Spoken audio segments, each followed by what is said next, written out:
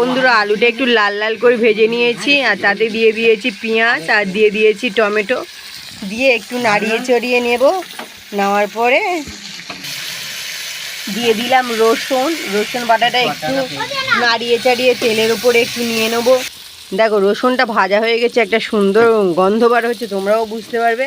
এবারে দিয়ে দেব একটু হলুদ গুঁড়ো, ঠিক আছে? হলুদ গুঁড়োটা সবাই সবার স্বাদ মতন দিও, কেউ যেন আবার বেশি দিয়ে ফেলো না।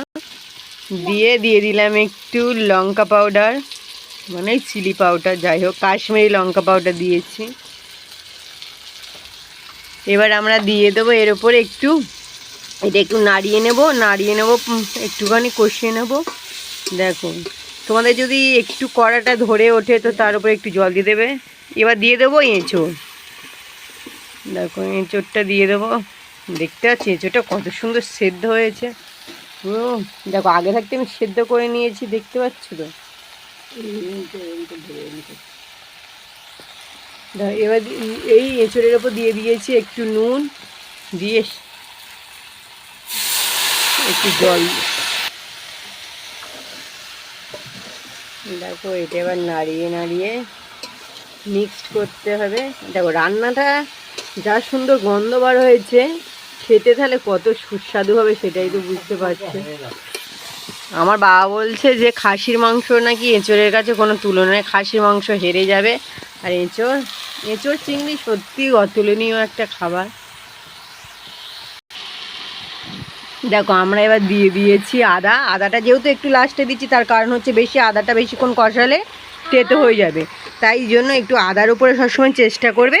একটু চিনি মিষ্টি যাই হোক, তোমরা বাতাসা দিতে পারো, চিনি দিতে পারো, আমি এখানে দিয়ে দিচ্ছি বাতাসা, যাতে এই আদাটা চুঙে গেলে অত তিতো বা একটু তিতকুটি ভাব যেতে না আসে।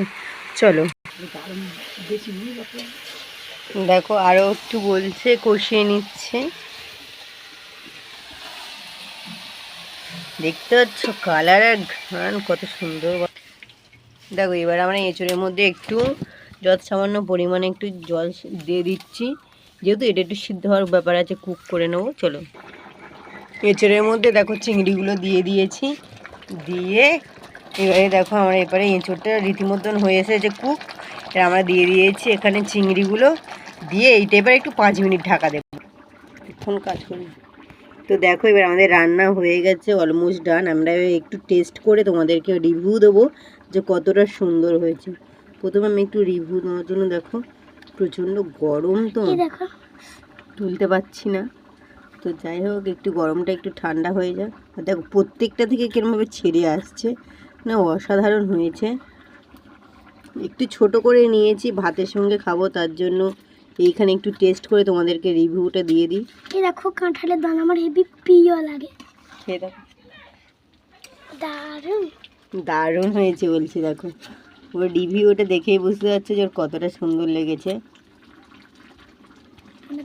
তোমরাও বাড়িতে ট্রাই করতে পারো, ঠিক আছে? ও বলছে তোমরাও বাড়িতে ট্রাই করো, এরকম করো।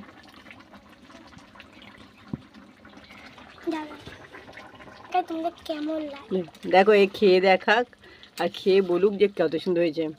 দারুণ, তোমরা ট্রাই করতে পারো কিন্তু। দেখো এ তো বারবার বলছে দারুণ হয়েছে আর খাচ্ছে, আর বলছে তোমরাও ট্রাই করো। তো আমাদের সবারই পছন্দ হয়েছে, তোমরাও কিন্তু খেও, আর আমাদেরকে অবশ্যই যারা করবে অবশ্যই কমেন্ট করে জানিও। চলো আজকের মতন টাটা, আর দেখা হবে নেক্সট কোনো ভিডিও। চলো টাটা।